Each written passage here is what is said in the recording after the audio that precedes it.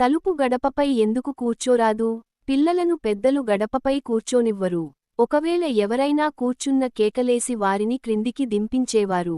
ఇది ఓ మూఢనమ్మకంగా గత కొద్దికాలం వరకు భావింపబడేది. గడప అనేది కేవలం ఇంటి ద్వారానికి సంబంధించిన ముఖ్యమైన భాగం మాత్రమే కాదు, మన ప్రాథమిక జీవితం, సాంప్రదాయాల్లో ముఖ్యమైన స్థానాన్ని కలిగి ఉంటుంది. ఇంటిలోకి ప్రవేశించడానికి ముందు ఒక రక్షణ గోడ వంటిది గడప. భారతీయ సంస్కృతుల్లో గడప మీద, గడప వద్ద ప్రత్యేక అలంకరణలు, పూజలు నిర్వహించడానికి ప్రాముఖ్యత ఎక్కువ. ఇది ఇంటికి, ఇంట్లోని వ్యక్తులకు శుభాన్ని, ఆనందాన్ని కలిగిస్తుందని నమ్ముతారు. గడపను ఇంటి శుభరూపంగా, దుష్ట శక్తుల నుండి రక్షణ ఇచ్చే ప్రదేశంగా భావిస్తారు. గడపను పూజించడం వల్ల కుటుంబంలో సంతోషం, శాంతి, ఆధ్యాత్మిక రక్షణ లభిస్తుందని విశ్వసిస్తారు.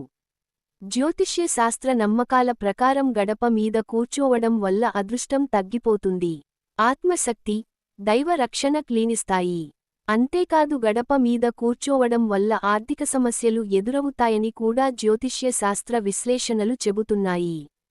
ఇది వ్యక్తి జీవితంలో ప్రతికూలతను, లోపాలను సూచిస్తుంది. గడప మీద కూర్చోవడం వల్ల మానసిక శాంతి చెదిరిపోతుందని, ప్రతికూల శక్తుల ఆదేశాలకు, ప్రభావాలకు మనం లోనవుతామనే నమ్మకం కూడా ఉంది. డ్రెస్సింగ్ రాడ్ ను కనుగొన్న తరువాత గడపపై కూర్చోరాదనడంలో శాస్త్రీయ అంశం ఉందని తెలియవచ్చింది. డ్రెస్సింగ్ రాడ్ అనే పరికరాన్ని తలుపు ఫ్రేమ్ వద్ద ఉంచినా, అక్కడ ప్రతికూలశక్తి నలుదిశలా వెదజల్లబడడం మనం గమనించవచ్చు. కాబట్టే జ్ఞానవంతులైన మన పూర్వులకు ఈ విషయానికి ముందుగానే తెలుసు కాబట్టి, ఇలాంటి నిషేధం పెట్టారు. కాబట్టి తలుపు ఫ్రేమ్ వద్ద ఎలాంటి పనులకు తావు ఇవ్వలేదు. అలా నిషేధించడానికి, తలుపు ఫ్రేమ్ వద్ద ప్రతికూల శక్తి ప్రసారం ఉండడమే ఈ నిషేధం వెనుక రహస్యం. అందుచేతనే గడప పైన కూర్చోవద్దు అంటారు.